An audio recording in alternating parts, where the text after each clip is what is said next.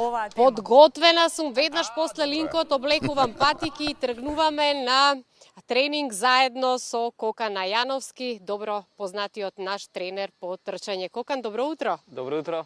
Како сте? Велат, добри сме, одлично. Реков, подготвена сум, патиките ми стојат овде, ќе ги облечам и продолжуваме нели на еден личен тренинг по трчање. Велат, најубаво се почнува денот ако го започнете со трчање и за многумина тоа е навистина еден ритуал со што го почнуваат денот. Меѓутоа, ако говориме за придобивките од трчањето, и физички и психолошки, морам да прашам, многумина ќе кажат, чекај, ако сега отидам рано наутро да истрчам, ќе потрошам енергија, како понатаму ќе го продолжам денот? Така. Тоа е еден феномен, да кажам, баш напротив, а доколку започнете со физичка активност рано наутро, ќе имате повеќе енергија. Се разбира, тренингот треба да се прилагоди на вашите моментални способности и така да го дозирате, така што доколку сте утрински тип на човек кој што станува рано, кој што не ви е проблем тоа, без никакви потешкоти може да го имплементирате, да речеме, и утринскиот тренинг, односно утринското трчање и веднаш да ги почувствувате бенефитите од тоа. Меѓутоа се разбира да го адаптирате на вашите моментални способности, затоа што ако направите премногу тежок тренинг, ве понесе целиот тој ентузијазам, можеби понатака во текот на денот ќе ви се спие, малку ќе бидете уморни и доколку не сте во можност да имате некоја дремка, потешко ќе го поднесете денот, меѓутоа секоја навика нели може да ја направиме, да ја создадеме и ќе видиме дека на долг рок дефинитивно е супер избор да трчате рано наутро. Меѓутоа, денови се најавуваат високи температури, па затоа морам да ве прашам кога е најбезбедно и најдобро да се трча во период на летни горештини, дали, односно како, на што треба да внимаваме и како да се хидрираме правилно за време, но и по тренингот. Така.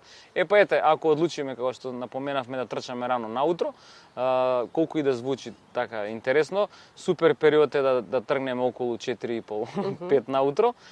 До овој период, сега како што гледаме, уште окей времето, да се подносливи, доколку одлучиме и малку подоцна, имаме и сенки во паркот, да најдеме некој таков дел, каде што нема да се чувствува ова горештини, нема да бидеме директно изложени на сонцето, но доколку немаме време во утринскиот дел, доколку тоа е попладне, нека биде, да речеме, после 18, после 19 часот или навечер доцна. И она што кажавте, да бидеме хидрирани нонстоп, да внесуваме течности, тоа генерално е совет и за било кој период од годината и во животот на луѓето, нели? Меѓутоа особено во летниот период, затоа што дефинитивно мораме да бидеме добро подготвени за да може да го направиме тренингот. И пак ја потенцирам, секој да си знае своите можности, во какви услови може да тренира, затоа што трчање на топло не е дефинитивно за секого. И во високи подпетици како што сум јас сега не се трча. Каква облека и каква опрема треба да се поседува, особено во летниот период? Лесно вака облечени, како што сум и јас во моментот, патеки, некој краток шортс, може и мајчка без ракави, некои трчаат и голи, меѓутоа тоа да го ставиме подобро за на плажа кога ќе бидеме. Да, значи едноставно да диши телото и да не се прави онаа грешка да луѓето сакаат инстант да намалат килограми, па мислат дека ако бидат облечени повеќе дека полесно. За се е потребно време. Така да бидат само лесно облечени и на тој начин пријатно и ќе им биде и така ќе се чувствуваат убаво и ќе го направат тренингот супер. И утрово по крекеот на Вардар гледаме пешици, велосипедисти, луѓе кои што го користат овој нели потек по крекеот на Вардар да пропешачат, да стигнат до саканата дестинација на еден здрав и рекреативен начин. Но мораме за крај да кажеме дека преку вашата школа за трчање работите со голем број на рекреативци, па да кажеме колкав е интересот за трчање кај луѓето, кои возрасти најчесто се приклучуваат и пред се што ги мотивира? Да, како што кажавте, се поголем е бројот на луѓе и дефинитивно и со велосипеди, и со превозно средство со физичка активност да стигнат до посакуваното место, што не беше случај порано и баш ми е драго дека тоа се случува и тоа и ќе продолжи и ќе расте во годините и што доаѓаат, исто како што и луѓето кои што сакаат да трчаат, љубителите на трчањето се во поголем број се и денеска споредено со години наназад, пред 18 на години јас кога почнав да трчам конкретно.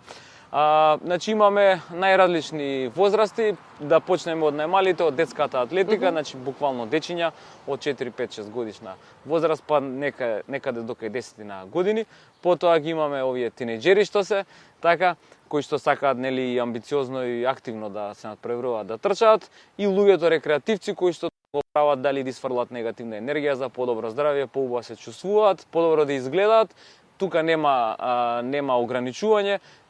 Потребно е човек да е фит, затоа што имаме од секоја декада учесници во возрастните категории, така што ете во нашиот клуб има луѓе 50, 60 и 70 години. Отворени сте со сите заинтересирани кои што сакаат да се рекреираат, да трчаат и секако да се грижат за своето здравје. Кока, најде да се подготвиме. Облекувам патики и тргнуваме. Може и боса само да ги соблечеш. Ќе се снајдеме. Колеги, се надевам камерата ќе врати на нас, ама убава можност ете да погледнеме како е раздвижено на кејот на Вардар. Да, како што вели Кокан, најубавиот дел од Вардар, овде покрај македонската телевизија.